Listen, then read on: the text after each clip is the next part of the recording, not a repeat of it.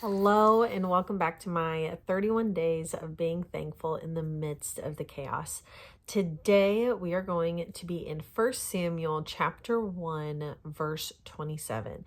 If you know anything about this part of Samuel, you would know that it is about Hannah. So we are going to be talking about what she did, why, all of that. So before we get started, I want you to pause the video, read chapters 1 and 2 if you have no idea what I'm talking about. Maybe you just need a refresher.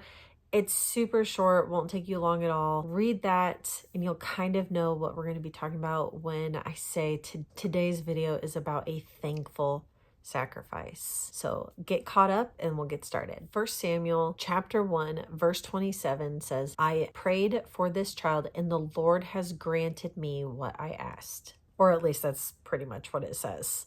My NLT says, I asked the Lord to give me this boy and he granted my request. Another version that I have here says, I prayed for this child and the Lord has granted me what I asked of him. The story of Hannah is amazing. She starts off with this great troubling life where she is barren. She cannot have any children, and her husband's second wife can have children. So she starts to make fun of Hannah.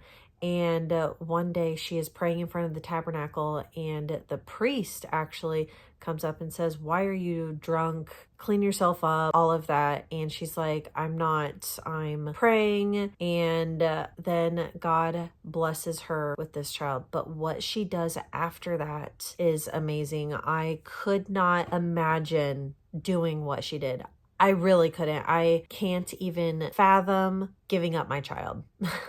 Giving up one of my boys. I don't know if I could do it. It would be very hard. Hannah decided that when the Lord gave her Samuel, that she was going to just give him right back. That's amazing. Giving one of your kids back to God for somebody else to raise them, for them to do God's work. That right there is a true act of sacrifice. I want to read to you what they had for today's lesson or study. Though she loved her son, Hannah chose to worship the giver and not the gift. That's huge. How many times have you not worshiped the giver for the gift that he has given you? She wasn't selfish with God's gift to her because her focus was on God. This is a beautiful story, but one that is very hard to live out. Many times we receive answers to prayers, whether relationally, financially, or physically, but we cling tightly to the answer. We become stingy, greedy, and possessive. The gift then becomes an idol and is never fully used to fulfill its purpose in our lives. That last sentence really hit hard for me. I'm sure there's plenty of times where I have received something and I haven't given thanks for it, and then that thing has become an idol in my life. That hurts a little bit. That hurts a little bit. Have I become stingy on things? Have I become greedy with it? I could probably say that for money sometimes. I feel like that's a big one for a lot of people too. People that have a lot of money and people that have little. I think that's why it is so important for tithing, because he's the one that gave it to you. So you should just give some back to him. Or have you become possessive of it, where it's mine, it's mine, it's mine? I'm not gonna lie, I say that a lot. So this one's hitting hard today. Once we accept salvation, we have already received the best gift possible, a relationship with the giver himself. Anything we receive after salvation is a blessing that should be used to point others to salvation in Christ. Anything we receive after salvation is a blessing that should point others to salvation in Christ. So good. Take time to thank him for the blessings in your life and ask God how you can better view the blessings you've received. How can you give your answered prayers back to the Lord? When I was first reading this, I was like, I honestly couldn't think of anything. And then the longer I sat there, it kind of dawned on me that maybe it's the campground for us.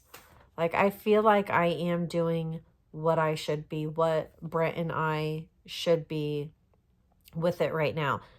But am I using it to turn people to salvation in Christ? Am I doing it the way He planned for us to do it? Am I using it the way He called us to?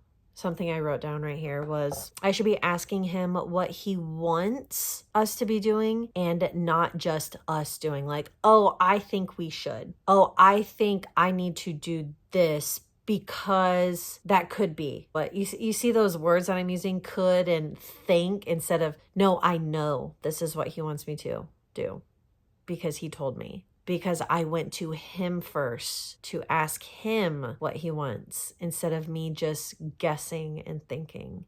What do I need to sacrifice in order to worship the one who gave me that, and then in return do with it as He wants? Just like Hannah did with Samuel, when she received the gift, she immediately gave it back. She's like, okay, I'm going to first raise it up until he was able to go out.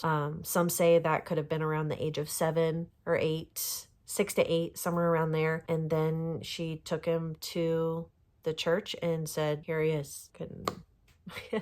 I couldn't fathom doing that. What a great story to be able to kind of reflect on our own lives and think, hey, what are the gifts that He has given me that I haven't been thankful for? And then I haven't turned around and given it back to Him somehow. Wow.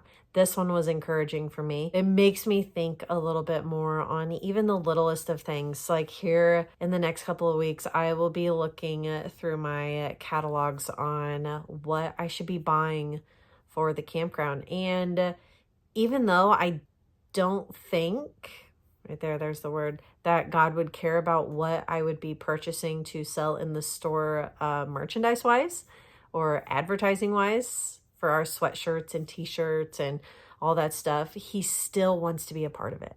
Still wants to. He has given me the gift of the campground. So now how am I working with Him in order to give it back to Him? I hope that makes sense. Think about that.